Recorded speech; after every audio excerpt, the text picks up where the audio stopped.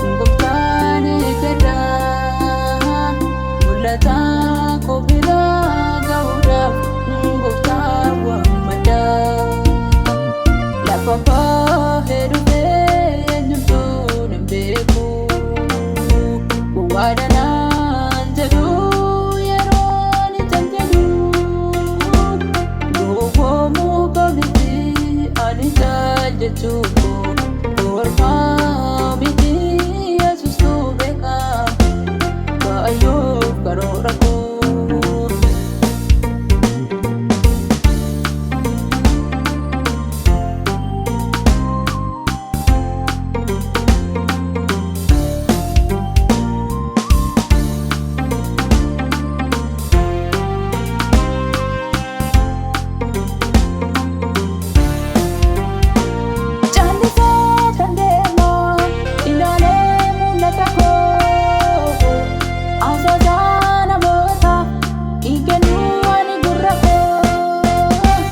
Biragaa humna gadaa kayyoof karoora koo. Waaqayyoo wajjin adeemaa hangana lafa fagoo. Omtuu addaan guutuu kayyoof karoora koo.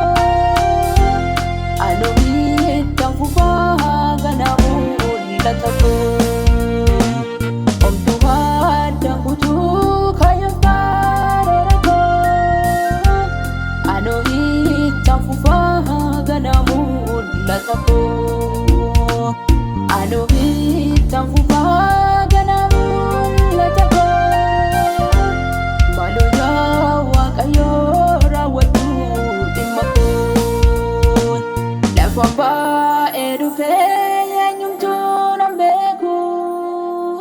Gowwaadhaan jedhu yerooni caal jedhu. Gowwaamuu koo miti ani caal jechuun koo. Orma miti Yesuustu beeka kayyoof karoora koo. Obsaan malee rakkina darbanii. Hunda dhiisee Yesuusitti fe'anii. Obsaan malee rakkina darbanii hunda dhiisee